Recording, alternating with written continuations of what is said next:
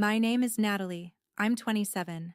And the day my daughter was born was the day I finally understood that some people can look you in the face, hear you begging, and still choose a party over your pain. I was in a hospital bed in Houston, shaking through an early labor that had started 6 weeks too soon. When I made the call, I honestly thought no father would ignore. I said I needed him there. I said the baby was coming early. I said I was scared. There was a pause on the other end, the kind that tells you the answer before the words come. Then he told me he couldn't leave because my sister's pool party was already starting. He said people were arriving. He said I was surrounded by doctors. He said it was just a baby, and this party mattered more right now. A few hours later, my little girl came into the world too small, too early, and fighting to breathe. They took her straight to the NICU before I could even hold her properly. I was still lying there alone, numb from the waist down and hollowed out from the chest up, when I saw the photo that made something in me go cold. While I was staring at monitors and signing forms I could barely read, my father was smiling by a swimming pool with a drink in his hand, like this was just another perfect summer afternoon. That should have been the moment I cut him off forever. It wasn't. Not yet. But it was the moment I stopped making excuses for him. And years later, when he came back asking to see the granddaughter he had once treated like an inconvenience, he found out I was no longer the woman he thought he could leave behind. Before I tell you what he wanted from me and why I made him regret that day for the rest of his life, tell me where you're watching from and what time it is there right now. I really want to see how far this story reaches. My daughter was born at 2:47 in the afternoon on a blazing August day in Houston. After an 8-hour labor, I spent mostly trying not to panic. I had been 34 weeks pregnant and still working my shift in the ER when the first contraction hit so hard I had to grab the nurse's station to stay upright. At first, I told myself it was Braxton Hicks, or dehydration, or anything but labor. Then my water broke on the floor in front of 2 residents and a woman asking for a blanket. And suddenly there was no pretending anymore. They got me upstairs fast. Somebody put a wristband on me. Somebody else called obstetrics. I remember fluorescent lights flying over my head as they wheeled me down the hall, and I remember reaching for my phone with shaking hands because there was one call I still believed mattered. When he answered, I said, "Dad, I'm in labor. It's early. I need you here." There was a pause. Not concern, not fear. A pause like I had interrupted something inconvenient. Then he said, "Right now." I said, "Yes, right now. She's coming 6 weeks early. They think she may need the NICU. Please come." I can still hear the sigh he let out. "Cassidy's pool party is today, Natalie. People are already arriving." I closed my eyes and felt another contraction tear through me. "Dad," I said, "I'm having your granddaughter." He lowered his voice the way people do when they think they're being reasonable. "You're in a hospital. You're surrounded by doctors. Cassidy only gets one day like this." Then he said the sentence I replayed in my mind for years. "It's just a baby right now. The party matters more at this moment. You'll be fine." I stared at the ceiling and felt something inside me go completely still. I didn't scream at him. I didn't beg again. I just ended the call. The nurse beside me looked at my face and asked softly if she should call someone else. I said no, because there was no one else. Derek had vanished the day I told him I was pregnant. My mother had been gone for 3 years, and the only parent I had left had just chosen sunscreen and cocktails over me and my child.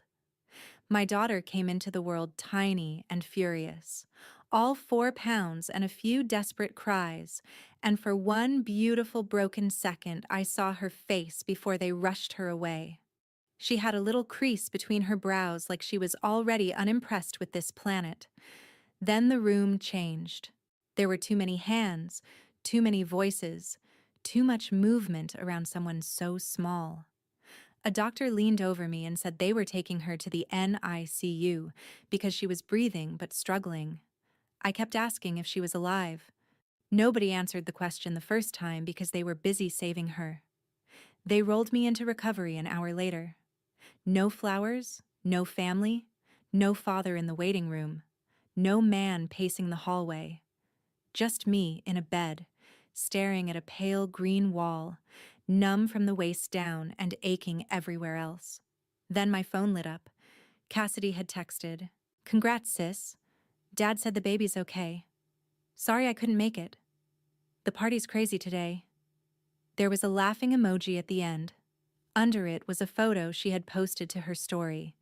She was on a float in the pool, grinning into the camera with perfect makeup. Behind her, my father stood near the patio table in sunglasses, smiling with a drink in his hand, like he didn't have a daughter upstairs in a hospital bed and a granddaughter in an incubator fighting to breathe. The timestamp said 3:02, 15 minutes after my daughter was born. I turned my phone face down and finally let myself cry. Not loud, not dramatic, just the kind of crying that feels like your body is leaking grief through every place it can. A NICU nurse came in that evening and asked if I had chosen a name yet. I swallowed hard and said, "Wren." She smiled and said it suited her. Then she asked if I wanted to be wheeled down to see my baby. I said yes before she even finished the sentence. They took me through 2 security doors into a room full of machines and fragile hope. My daughter was inside a clear plastic incubator with wires on her chest and the smallest knit cap I had ever seen. I put my hand through the opening and touched her fingers. She curled them around the tip of mine like she already knew I was all she had. I leaned close and whispered, "I'm here, baby. I'm not leaving." What I didn't know then was how expensive that promise would become. But I meant it with every part of me. And from that moment on, whether anyone showed up for us or not, I was going to keep it. Wren spent 11 days in the NICU, and every one of those days peeled away another layer of whatever illusions I still had about my family. The nurses were kind in that efficient, exhausted way only NICU nurses can be. They taught me how to feed her through a syringe when she was too tired to latch. They showed me how to slide my hand under her back without disturbing the monitors. They celebrated every ounce she gained like it was a miracle. And to me, it was. I lived in a strange loop of pumping milk, washing parts, signing forms, asking doctors the same questions in slightly different words, and staring at the rise and fall of her tiny chest until my own breathing matched hers. I was discharged before she was, which felt cruel in a way nobody warns you about. They gave me paperwork, pain medication, and instructions to rest. Rest. As if any mother could go home and rest while her child stayed behind a locked door under fluorescent lights. So I stayed as long as they would let me each day, then went home to a silent apartment I had once imagined bringing her to with balloons and photos and stupid new mom joy. Instead, I came home to an assembled crib and unopened baby gifts and a diaper bag I had packed for a normal birth. Not this. My father came on the 4th day. I know it was the 4th, because I had started measuring time by bilirubin levels, oxygen support, and whether Wren's feeding tube had been moved yet. He showed up in a polo shirt that still smelled faintly like chlorine and expensive cologne. He stopped at the doorway of the NICU bay and looked uncomfortable, as if the room itself had accused him of something. "She's really small," he said. "Is she going to be okay?" "The doctor says yes," I told him, "if she keeps improving." He nodded, hands in his pockets. "Good. Good." Then after a few seconds he said, "Cassidy wanted me to ask if you need anything from the house." I almost laughed. Not because it was funny, but because it was such a perfect sentence. "Not do you need anything," Cassidy wanted me to ask. Even here, with my daughter under monitors, I was still orbiting her convenience. I said no. He took 2 cautious steps closer to the incubator, peered in like he was inspecting someone else's child, then asked whether I had filed for child support from Derek. That was the first practical question he asked me after I gave birth. Not how are you? Not did you sleep? Not do you need help? Child support. I told him I was handling it. He said good and glanced at his watch. He stayed 22 minutes. Yes, I counted. When your whole life is blowing apart, you count strange things. Minutes, ounces, text messages unanswered, days since someone asked if you were okay and actually meant it. After he left, one of the nurses brought me a cup of coffee and said, "Honey, that man is not worthy of you." I smiled because I didn't trust myself to speak. My coworkers from the ER came more often than my father did. One brought me fresh clothes. One left lasagna in my fridge. My charge nurse sat with me during her lunch break and helped me fill out leave forms because my brain felt like wet paper. On the 7th day, Dr. Fiona Webb, who had supervised me more times than I could count and never once been sentimental about anything, drove in from the suburbs just to sit beside me in the NICU and say, "You should not have to do this alone." I looked at Ren through the incubator wall and said, "I've been doing things alone for a long time." She reached over and squeezed my shoulder and said, "Then let this be the last thing you do without real support." I wanted to believe her. I did. But I had already started to understand something that would take me years to fully admit. Some families do not fail you in one dramatic moment. They train you, slowly, to expect less and less until abandonment just feels like the logical next step. Ren got stronger. Her oxygen came off. She learned to finish bottles without tiring out. On the 11th day, a nurse placed her in my arms and said, "She's ready to go home." That should have been a magical sentence. It was magical. It was also terrifying. I buckled my daughter into a car seat so small it looked fake. I carried her through the hospital lobby with one hand under her head and my bag over my shoulder. No one met us at the curb. No one took a photo. No one said, "Welcome home, Ren." The August heat hit my face as the doors slid open, and I remember thinking that the world looked offensively normal for a day that felt this huge. I put her in the back seat, got behind the wheel, and just sat there with both hands gripping the steering wheel while she made little newborn noises behind me. I was 27. My body still hurt. My bank account was thin. The father of my child was gone. My own father had made it clear where I ranked. And yet, when I looked in the rearview mirror and saw that tiny face, I didn't feel weak. I felt cornered. Yes, exhausted. Absolutely. But stronger than anyone had ever given me credit for. I drove home and carried her into that apartment by myself. I laid her in the crib I had built alone during my 3rd trimester. Then I stood there watching her sleep and made a decision so quietly nobody heard it but me. I was done waiting for people to turn into the family I needed. If they wanted a place in our lives, they were going to have to earn it. And if they didn't, Ren and I would build something better without them. The first year of Ren's life nearly broke me, but it also made me impossible to manipulate. There is something about waking up every 2 hours to feed a preemie, then dragging yourself to work, then coming home to do laundry with one hand while holding a baby with the other, that burns away any remaining patience for people who only show up when it costs them nothing. I went back to work too soon because I had to. Bills don't care about trauma. Rent doesn't pause because your life got hard.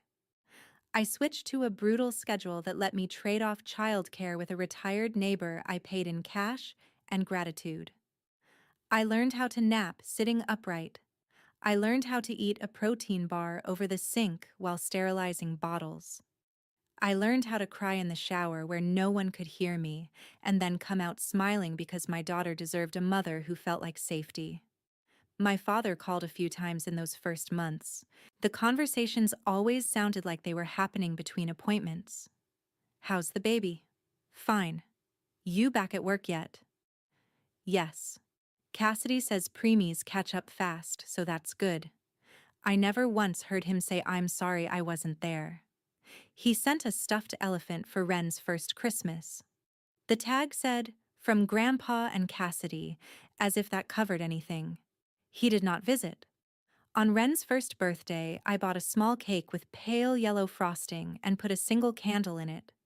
She was too young to understand any of it, but she clapped when I sang to her and smeared frosting across her own cheeks like she had invented joy. I waited all day for a call that never came. Around 8 that night, Cassidy posted a carousel of photos from some rooftop brunch with the caption "birthday behavior." I stared at it for a long second before realizing she hadn't forgotten Wren's birthday. She hadn't remembered it in the first place. That was the day something shifted from pain into clarity. My father was not a misunderstood man. He was not overwhelmed. He was not bad at feelings in some harmless way. He was a man who had spent years treating me like the child who would understand, the child who would adapt, the child who needed less. And because I had survived it, he had mistaken my endurance for permission. So I stopped. I stopped sending photos. I stopped texting updates. I stopped calling on holidays. I stopped performing daughterhood for people who had never treated motherhood as sacred when it came to me. Thanksgiving came. I stayed home with Wren and made boxed stuffing, roasted chicken, and mashed potatoes while she banged a wooden spoon against the high chair tray. Christmas came.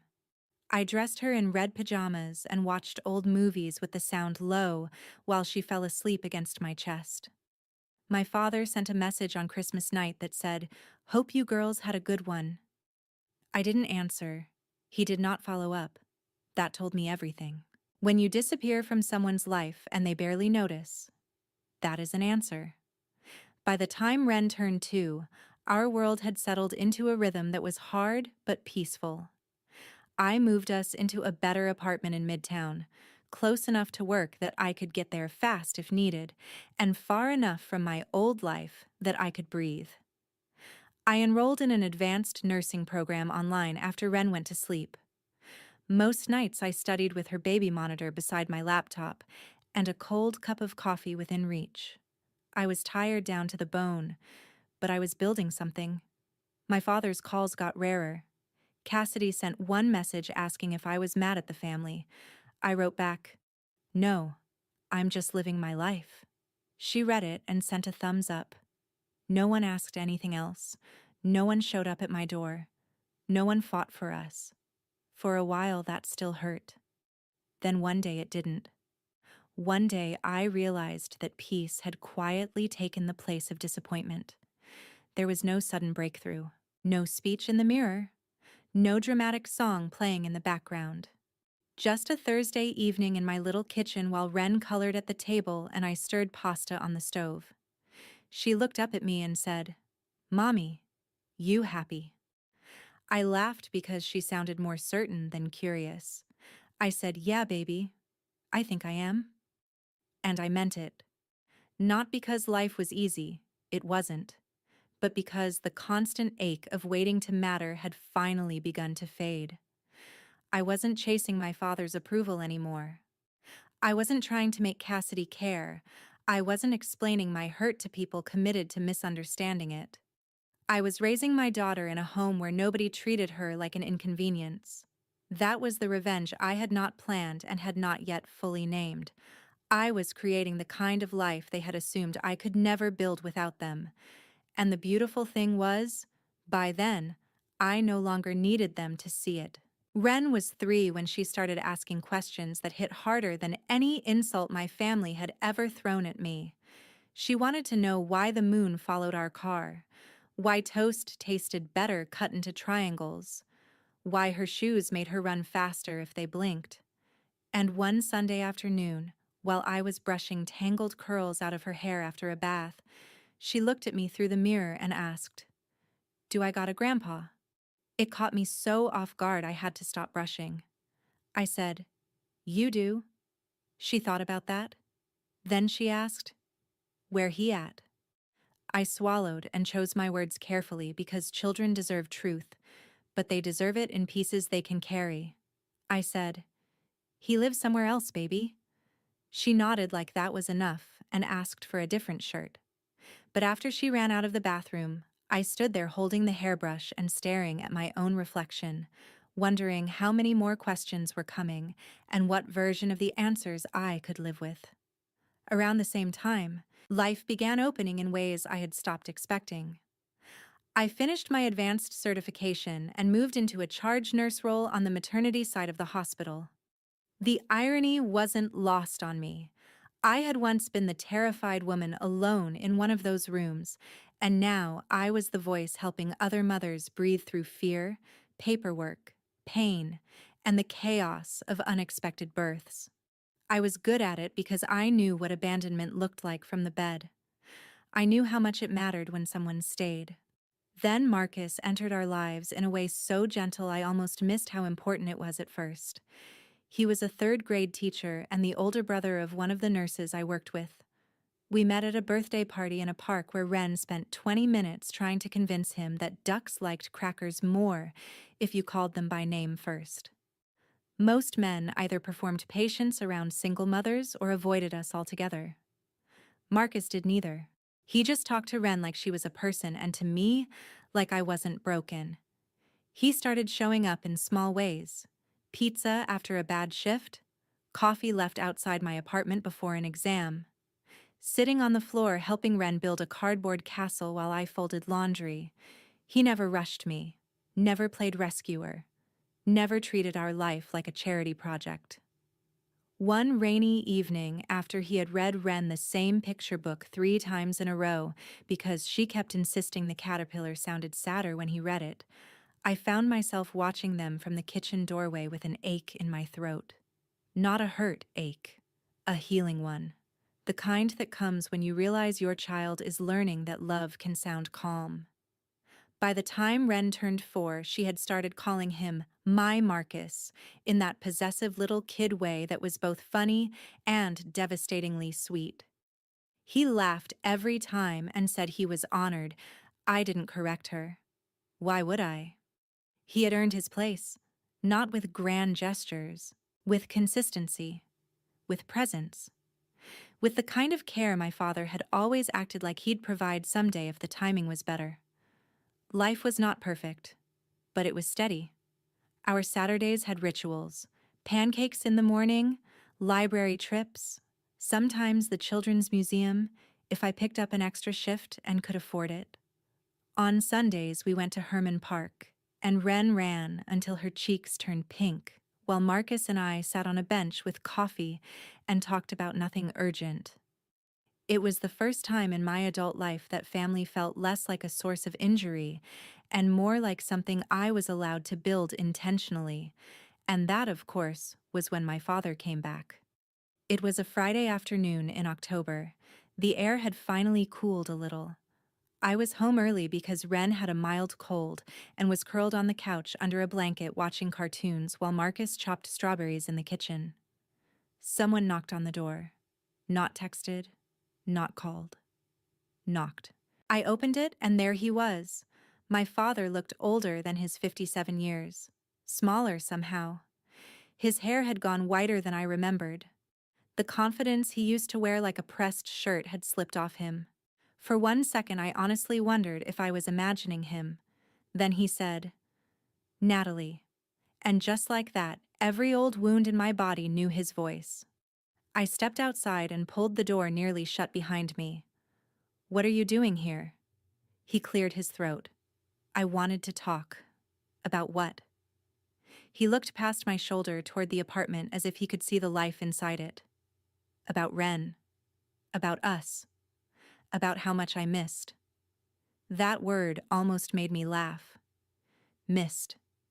Like he had been stuck in traffic. Like my daughter's first 4 years were a family barbecue he arrived late to. I folded my arms and waited. He finally said it. "Cassidy moved to Los Angeles in the spring. She doesn't call much. She's busy with her own life. And I've had a lot of time to think." There it was. Not remorse. Not revelation, consequence.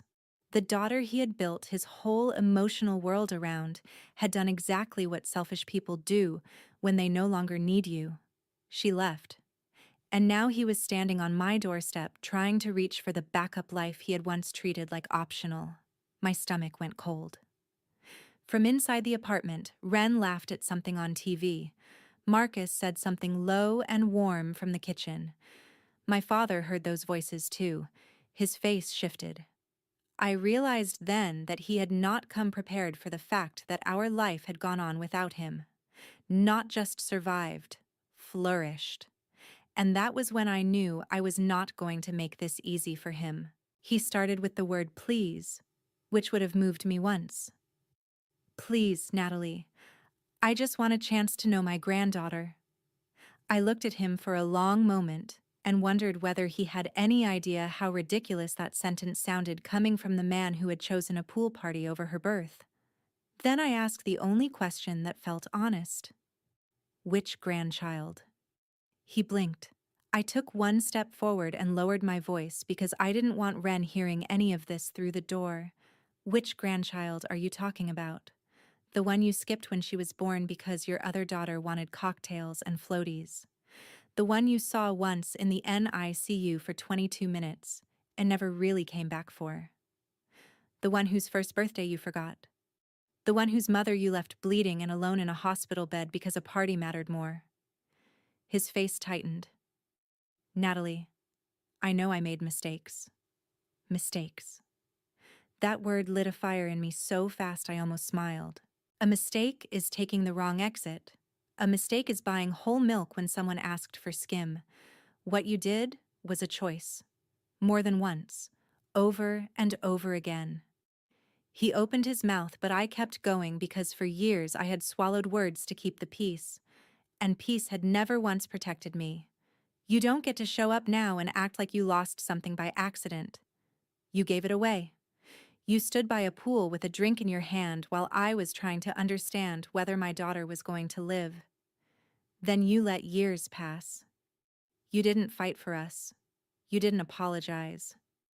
You didn't even notice when I stopped calling. He rubbed a hand over his face. I thought you needed space. I laughed then, a sharp, ugly sound I didn't recognize as my own. Space. Is that what you call forgetting your granddaughter existed unless it was convenient to mention her? He looked down. It was the first sign I had ever seen that shame might be reaching him, but I did not let it soften me. Shame that arrives only after loneliness is not growth. Sometimes it is just self-pity in a different outfit. He tried again. I was wrong. I can see that now. I want to make it right. Before I could answer, the door behind me opened a crack, and Ren's small voice floated out. Mommy, you okay? I turned immediately. Yeah, baby. Go sit with Marcus. I'll be right there. She peered around the door at my father. Her eyes, so much like mine, held no recognition, no warmth, no history, just polite confusion. Who's that? My father's entire body changed when he saw her. I watched the exact second the fantasy in his head collided with reality. He had probably imagined a child running into his arms because blood would do the work for him. Instead, there was a 4-year-old girl in fox pajamas looking at him like a delivery man. He opened his mouth, but nothing came out. I answered for him. Nobody important yet, baby. Go on? She nodded and disappeared back inside. The door clicked shut. My father looked like I had slapped him. Good, I thought. Now you understand at least 1 inch of this, he whispered. She doesn't know me. No, I said. She doesn't. Then I let the silence sit there until it became unbearable, because some truths deserve room. He asked if there was anything he could do. That was rich. There are no catch-up milestones, I said. You don't get to go back and hold her when she was tiny. You don't get to hear her first words. You don't get to know what it cost me to keep us afloat, because you never cared enough to ask when it mattered. He swallowed hard. I care now. I leaned closer. That is exactly the problem. You care now because Cassidy moved away. You care now because the house got quiet. You care now because the daughter you chose over me stopped picking up the phone, and suddenly you remembered you had another one. He flinched. I had never seen him flinch before. Not when my mother died. Not when Derek left. Not when I told him Ren was in the NICU. But that sentence landed. For a moment I thought he might get angry. That was his usual move when cornered. But instead he looked tired. The kind of tired that comes from finally seeing yourself clearly. I deserve that, he said softly. Yes, I said. You do. He looked toward the parking lot, then back at me. I've been alone a lot this year. I know that may sound selfish to say. It does, I told him. He nodded. I deserve that too. Then, to my surprise, he said, I kept waiting for you to call. I thought eventually you'd cool down. You always used to. I stared at him. There it was. The core of it. He had built his entire treatment of me on one assumption, that I would absorb it, that I would bend, that no matter how often I was sidelined, I would come back and make the relationship easy again. This was not just favoritism. It was entitlement. I said, you built a whole life around the idea that I would keep forgiving what you never even admitted doing. He didn't deny it. The front door opened again, but this time Marcus stepped out and stood just inside the frame. He didn't posture, didn't interfere. He just stood there in a quiet t-shirt with strawberry juice on one hand from cutting fruit for my child. And something about that image hit my father like another blow. This man, whoever he was to us, looked more like family in 30 seconds than my father had in 4 years. Marcus asked, You need anything? I said, I'm okay. My father looked at him and then at me. Is that her father? The nerve of that question almost knocked me sideways. No, I said. He's a man who knows how to show up. My father closed his eyes for 1 second. When he opened them, they were wet. I had never seen him cry in my life. Not at my mother's funeral, not at anything. He said, I don't expect you to forgive me today. I just want one chance to do better. I could have slammed the door. I could have told him to never come back. Part of me wanted to. But another part of me understood something important. Real revenge is not always dramatic.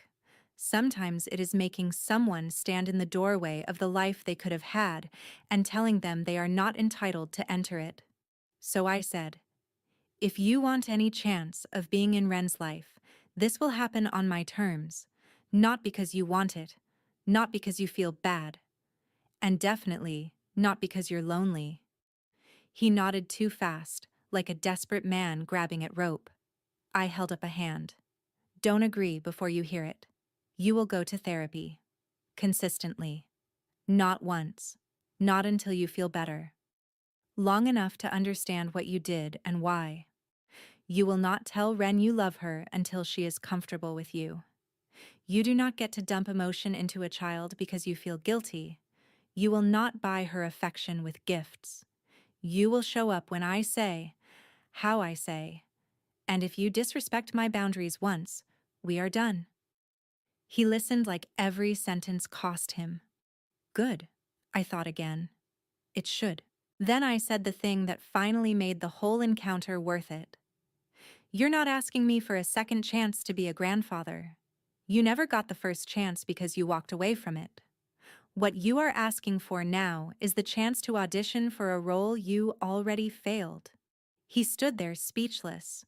For the first time in my life, my father had no clever defense, no paternal authority, no golden child to hide behind. Just the truth. Marcus stepped back, and Ren called for him from inside, asking where the strawberries were. He answered her gently, I'm coming, kiddo. My father heard that too. He heard another man being needed inside a home that should have once included him. I let him carry that. Then I said, I'll text you if I decide there's a next step. Do not come back uninvited. And I closed the door. Not hard, not theatrical, just firmly enough that he could feel exactly what it meant. On the other side of that door stood the consequence of every choice he had made. On this side stood the life I had built without him. I leaned against the wall and let out a breath I felt I had been holding for 4 years. Marcus looked at me and asked, "You okay?" I said, "Better than okay," because I was. For once, I had not begged to be chosen. I had been the one holding the line. 3 days later, after I had enough distance to think clearly and not just from anger, I sent my father a message. It was not emotional. It was not cruel. It was precise. I told him that if he truly wanted a path toward knowing Ren, it would begin with responsibility, not access.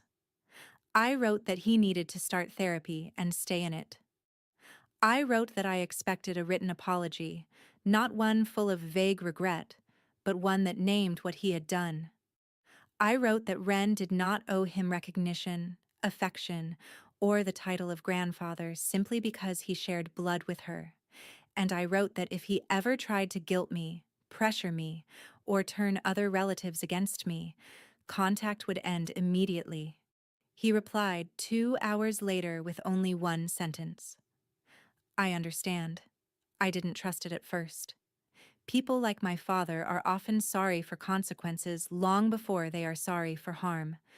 But 2 weeks later, he sent proof of a therapy appointment I had not asked to see. A month after that, he mailed me a letter. I sat at the kitchen table after Ren was asleep and read every line slowly. He wrote that he had spent years mistaking Natalie will handle it, for Natalie does not need me. He wrote that after my mother died, he poured all his attention into Cassidy because she was loud about wanting it, while I had always been the child who survived silence. He admitted that he had rewarded my strength by neglecting me. He admitted that on the day Ren was born, he did not choose the party because it mattered more. He chose it because it was easier. Easier than facing my fear. Easier than showing up for pain.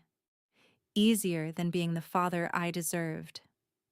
I cried when I got to that part. Not because it fixed anything. It didn't. But because it was the first honest thing he had ever given me. I did not rush. That was important. Women are trained to confuse empathy with obligation. I was done doing that. For 3 months, I kept all contact between him and us indirect. He called once a week at the exact time I allowed. He asked how Ren was doing without trying to claim closeness he hadn't earned. He remembered details. Her favorite color had changed from yellow to green. She was learning letter sounds. She hated peas and loved dinosaurs. Slowly, reluctantly, I began to believe that therapy was not just a performance for him. Cassidy, on the other hand, remained exactly who she had always been. When she finally called me, it was not to ask what Ren needed or how I had survived those years. It was to say, "Dad's miserable. Aren't you being a little harsh?" I laughed because some people really do think boundaries are cruelty when they stop benefiting from your lack of them. I told her, "I'm not making his life hard. I'm just refusing to make his choices easy anymore." She said, "He made one bad call. One." I let the silence stretch before I answered. "No. He made the same call for years. He just finally ran out of chances to hide it." She hung up on me. We have not spoken since. By the time spring came around, I agreed to let my father meet Ren in a public place for 30 minutes. A park, neutral ground, no surprises, no gifts. He showed up early and empty-handed, which I noted. Ren held my hand the whole walk from the car to the bench where he stood waiting. He looked more nervous than I had ever seen him. "This is Ren," I said. She looked up at him and said, "Hi." He crouched a little to be closer to her height and said, "Hi, Ren. I'm happy to meet you. Not, 'I'm your grandpa.' Not, 'Come here and hug me.' Just happy to meet you." Good, I thought. He's learning. The visit was awkward. Of course it was. Ren talked mostly to me and Marcus, who came because there was no universe in which I would put my child in an emotionally loaded situation without the people she trusted most nearby. My father asked her what books she liked. She answered in single words. He didn't push. When the 30 minutes ended, she waved politely and asked if we could go get ice cream. In the car, she said, "Your friend is shy." I had to turn my face toward the window so she wouldn't see me smile. Over time, more visits happened. Not many. Not fast. He kept showing up. That mattered. The first time he missed one because of traffic. He called ahead instead of assuming I'd understand. Growth can look very unglamorous. Sometimes it looks like a man learning that other people's time matters as much as his own. On Ren's 5th birthday, I invited him to a small party at our apartment. Not because he had earned full redemption. I don't believe in magic erasers for betrayal. I invited him because he had done enough work to stand quietly at the edge of her joy without trying to own it. He arrived with a book about birds because he remembered she loved the park. She accepted it, said thank you, and ran off to show Marcus the wrapping paper because it had foxes on it. My father stood there holding the empty ribbon in his hand while another man got called from across the room, and I watched him absorb that reality. He did not complain. He did not sulk. He helped refill juice boxes. He picked up fallen napkins. He stayed until the end and then asked if there was anything he could clean. After everyone left and Ren was asleep, he stood in my kitchen and said quietly, "You did what I never did. You built a safe home. You protected her. You protected yourself." I looked at him for a long time and then nodded. It was not forgiveness. It was acknowledgement. Sometimes that is the only honest bridge available. Here is the part I want anyone listening to this story to hold on to. Family is not proven by titles. It is proven by presence, by who shows up when things are hard, not when the pictures are cute. A child remembers who made her feel safe long before she understands biology. And women especially need to hear this. Setting boundaries is not bitterness. It is not pettiness. It is not revenge in some ugly small sense. It is how you stop pain from becoming inheritance. I could have let my father walk back in because he was lonely. I could have let guilt rewrite history for both of us. I could have handed him Ren and pretended time had healed what accountability never touched. But children pay for the comfort of adults who refuse the truth. I was not willing to let my daughter learn that love means accepting crumbs from people who abandon you when they had the chance to choose better. If you are listening to me right now and you have ever stood in a hospital room feeling smaller than your pain because the people who should have come did not, I need you to know this. Their absence was not proof that you were unworthy. It was proof that they failed a moment they should have honored. Do not build your self-worth around someone else's emotional limitations. Do not teach your children that access to them is automatic. Love is a privilege. Trust is earned. And being related to a child may introduce you to her life, but only consistent care gives you a place in it. My father still sees Ren sometimes. Cassidy is still mostly a stranger. Marcus is still the person Ren runs to first when she wants help opening a juice pouch or finding her shoes. None of that is accidental. It is the natural result of who stayed and who did not. And if my father carries regret now, he should. Regret is the rent we pay for the love we treated as optional until it was no longer ours to count on. I raised my daughter alone for years after he left us at that hospital for a pool party. He came back begging later. But by then, I was no longer asking anyone to choose me. I had already chosen myself, and more importantly, I had chosen her. And that made all the difference.